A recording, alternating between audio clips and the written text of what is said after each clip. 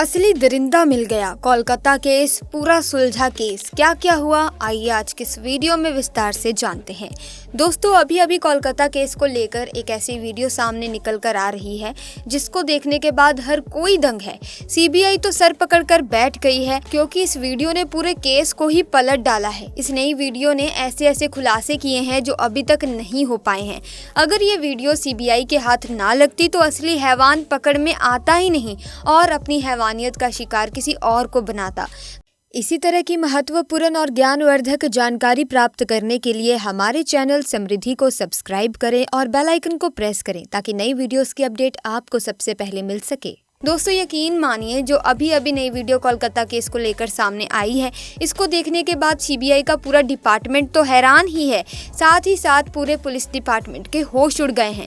पूरा police department शक के घेरे में आ गया है। पुलिस डिपार्टमेंट के एक ऐसे उच्च अधिकारी का भी इस केस से ताल्लुक दिख रहा है। दोस्तों, जैसे जैसे दिन बीतते जा रहे हैं वैसे वैसे ये केस और भी उलझता जा रहा है। सीबीआई अपने फाइनल नतीजे पर पहुंचे कि उससे पहले ही सीबीआई के हाथ नए नए सबूत लगते जा रहे हैं जो केस को और ही क्रिटिकल बनाते जा रहे हैं। अभी तक देखा जाए तो संजय रॉय को ही डॉक्टर बिटिया का मुख्य आरोपी करार दिया गया है, लेकिन सीबीआई के हाथ जो अभी अभी वीडियो लगा है इसने पूरे केस को इस तरह घुमा कर रख दिया है कि डॉक्टर बिटिया के साथ जो रेप किया गया, उसके बाद उसका मर्डर किया गया, ये करके सिर्फ गुमराह किया गया। असली वजह डॉक्टर बिटिया को मारने के पीछे की कुछ और ही था। दोस्तों, आपको बता दें कि अभी तक सीबीआई ने कई लोगों का पॉलीग्राफ टेस्ट लिया है। पॉलीग्राफ टेस्ट के दौरान कुछ नए खुलासे भी हुए हैं जो संजय रॉय के अलावा और लोगों के होने की ओर इशारा कर रहे हैं। सबसे पहले मैं आपको बता दूं कि संजय रॉय नहीं, सबसे खूंखार दरिंदा आरजी कर मेडिकल कॉलेज का पूर्व प्रिंसिपल संदीप घोष है। संदीप घोष ऐसा दरिंदा है जिसे खुद की पत्नी तक को नहीं छोड़ा। जरा आप सोचिए कि वो दूसरों के साथ कितना हैवानियत कर सकता है। दरअसल दोस्तों, मीडिया रिपोर्ट से एक खबर मिली है कि जब उसके पड़ोसियों से पूछा गया तो पता चला कि संदीप घोष की पत्नी का ऑपरेशन हुआ था और संदीप घोष ने गुस्से में आकर पत्नी के पेट पर लात मार दी थी, जिससे उसके पेट के टांके टूट गए और ब्लीडिंग होने लगी। फिर भी ये दरिंदा देखता रहा। उसकी पत्नी तड़पती रही, इसको दया तक नहीं आई, उसको मरने के लिए वहीं छोड़ दिया था। लेकिन पड़ोसियों से ये दर्द देखा नहीं गया। पड़ोसी उसे अस्पताल ले जा रहे थे, तभी बीच में इसकी पत्नी ने दम तोड़ दिया। तो दोस्तों, देखा कितना दरिंदा है ये संदीप घोष। पूरे भारत के लोग गुस्से में हैं। संदीप घोष को फांसी देने की मांग कर रहे हैं। बताया ये भी जा रहा है कि संदीप घोष अस्पताल के अंदर लड़कियों को भी लाता था, साथ ही साथ अपने दोस्तों को भी लड़कियां लाने के लिए अलाउ कर रखा था। यानी कि इससे यही साबित होता है कि अस्पताल के अंदर सेक्स रैकेट चल रहा था। डॉक्टर बिटिया को कुछ ऐसा पता था जो संदीप घोष के गले का फंदा बन सकता था। इसीलिए संदीप घोष ने साथियों के साथ मिलकर डॉक्टर बिटिया के साथ इतना जघन्य अपराध किया है। दोस्तों, सूत्रों के हवाले से ये खबर मिली है कि संदीप घोष की पहुंच ममता बनर्जी तक है। इसीलिए बताया जा रहा है कि संदीप घोष को लगातार बचाने की कोशिश की जा रही है। पूरा पुलिस डिपार्टमेंट पूरे केस को कवर अप करता हुआ नजर आ रहा है। इसीलिए तो घटना स्थल पर 40 मिनट लेट पुलिस पहुंची थी। तब तक दरिंदों ने कई अहम सबूत को मिटा दिया था। इसके अलावा सिर्फ संजय रॉय को फंसाकर पूरे केस को क्लोज करना चाहती थी कोलकाता पुलिस, लेकिन उस वक्त पर सीबीआई आ गई, नहीं तो डॉक्टर बिटिया को कभी साफ मिलता ही नहीं। अब पूरी उम्मीद की जा रही है कि डॉक्टर बिटिया को सीबीआई के आ जाने के बाद इंसाफ मिल सकता है। लेकिन अभी दोस्तों, ऐसे ऐसे पेच फंस रहे हैं, ऐसे ऐसे नए सबूत मिल रहे हैं।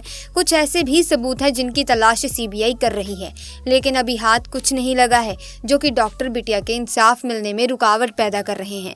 दोस्तों, एक बात तो साबित हो गई है कि जिस तरह से संदीप घोष को और अस्पताल को कवर किया जा रहा है, उससे यही लगता है कि संदीप घोष के साथ साथ कोई ऐसा पावरफुल दरिंदा इसके पीछे है जिसे बचाने के हर संभव प्रयास किए जा रहे हैं। तभी तो बीच बीच में कुछ ऐसी हरकत किए जा रहे हैं ताकि सीबीआई का ध्यान केस से हट जाए। लेकिन अभी अभी जो वीडियो आई है इसने एक नया ही मोड़ इस केस में ला दिया है। तो दोस्तों, इस वीडियो से क्या नया खुलासा हुआ है जानेंगे इस वीडियो में। लेकिन उससे पहले डॉक्टर बिटिया को इंसाफ मिले और उसके जो अपराधी दरिंदे हैं उन्हें फांसी की सजा दी जाए, इसके लिए इस वीडियो पर एक लाइक तो बनता है। फटाफट वीडियो को लाइक कर दीजिए। दरअसल दोस्तों, ट्रेनिंग महिला डॉक्टर के साथ साथ रेप और फिर हत्या के मामले से जुड़ा एक अहम वीडियो सामने आया है। वीडियो कोलकाता के आरजीकर मेडिकल कॉलेज के अंदर का बताया जा रहा है।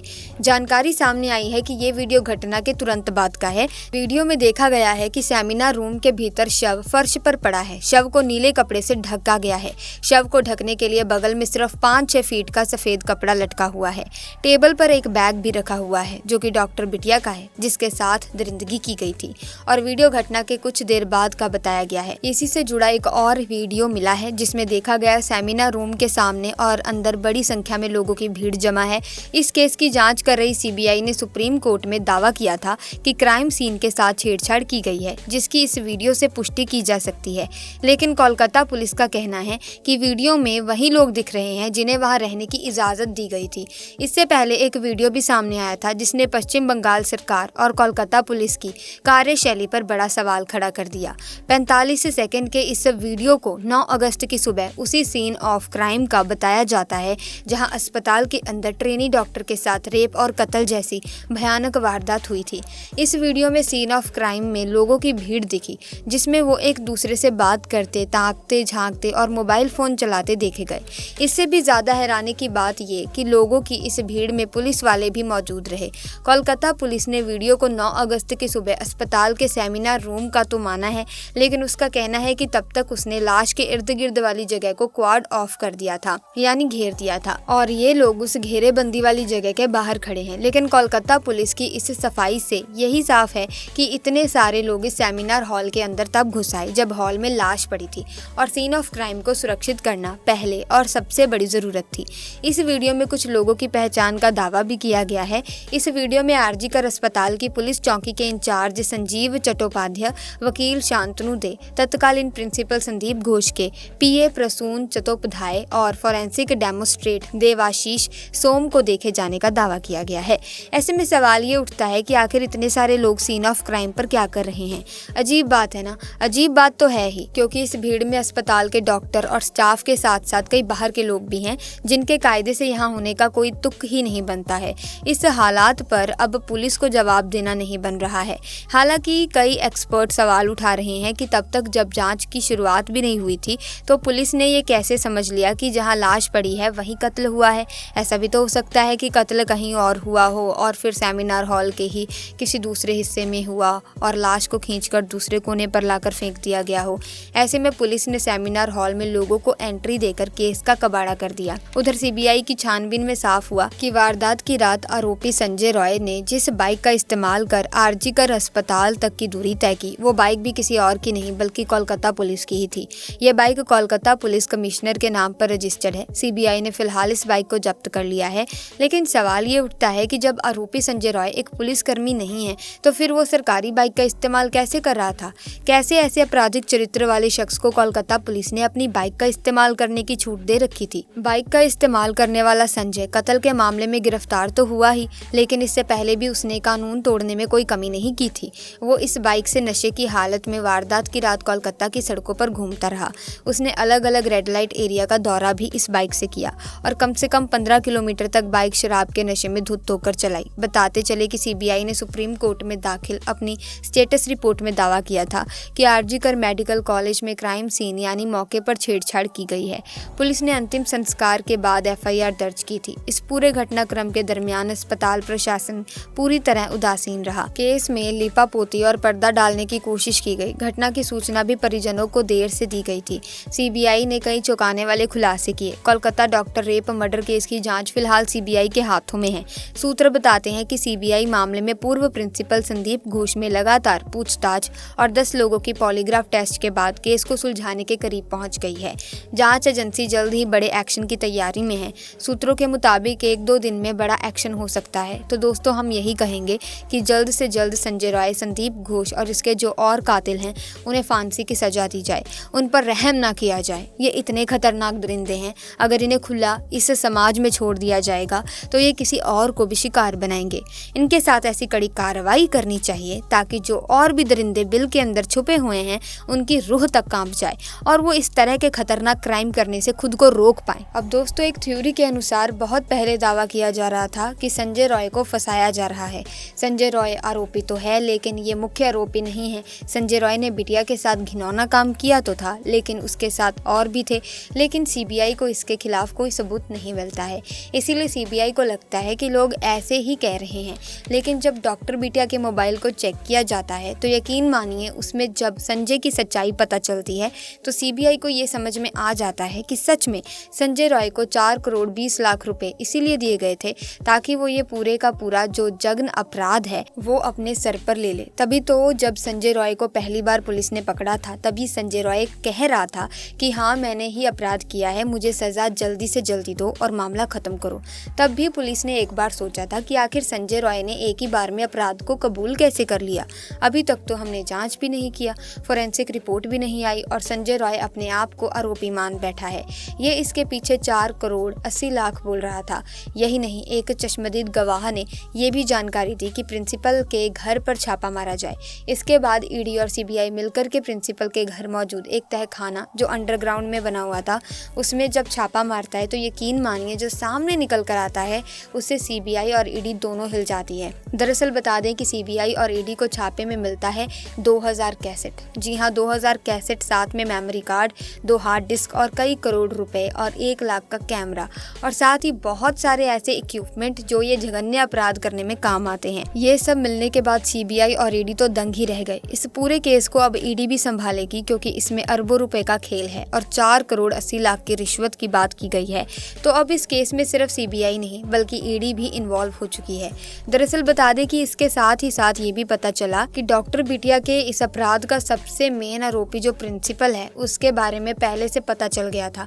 दरअसल डॉक्टर बिटिया को लगभग 25 दिन पहले ये पता चल चुका था कि प्रिंसिपल संदीप घोष इस अस्पताल में जो ब्लू फिल्म की शूटिंग करता है वो कहाँ पर करता है। उसके बाद डॉक्टर बिटिया ने उसके खिलाफ सबूत भी इकट्ठा कर लिए थे और राष्ट्रपति को सौंपने ही वाली थी कि उसके पहले ही उसके साथ ये घिनौना काम हो गया और डॉक्टर बिटिया इस दुनिया को छोड़कर चली गई।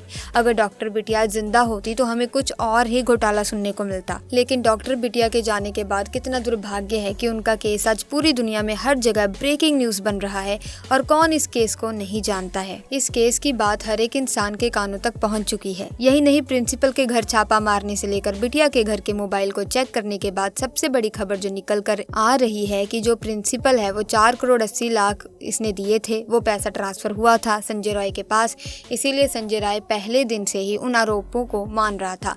यही नहीं, सीबीआई ने बताया कि जब हमने प्रिंसिपल के घर पर छापा मारा था तो जो हमें 2000 सीडी कैसेट मिले थे उन सीडी कैसेट में हर सीडी कैसेट में एक अस्पताल का वो फिल्म रिकॉर्ड करके डाला गया था और साथ ही साथ जो हमें वो मिले थे वो बहुत सारे मेमोरी कार्ड। दरअसल एक रिपोर्ट के अनुसार पता चलता है कि जब भी कोई फिल्म शूट होती है तो उसे सबसे पहले मेमोरी में डाला जाता था, फिर मेमोरी से रॉ फुटेज एडिटर के पास जाता था, एडिटर उसे एडिट करता था और फिर सीडी कैसेट में डालकर देता था, फिर उसे ब्लैक मार्केट में बेचा जाता था, उसके लिए बोलियां लगाई जाती थी। इसके साथ ही ये भी पता चलता है कि अस्पताल के अंदर जो ताजा शव आते थे, चाहे वो लड़की हो या लड़का, उनके साथ घिनौना काम करके उन्हें रिकॉर्ड किया जाता था। ये सारी रिकॉर्डिंग मिक्स ना हो इसीलिए जिंदा लोगों की रिकॉर्डिंग अलग होती थी और मरे हुए लोगों का रिकॉर्डिंग अलग रखा जाता था। तो दोस्तों, ये क्या चल रहा है आजकल की सोसाइटी में, आजकल के टाइम में ये क्या चल रहा है?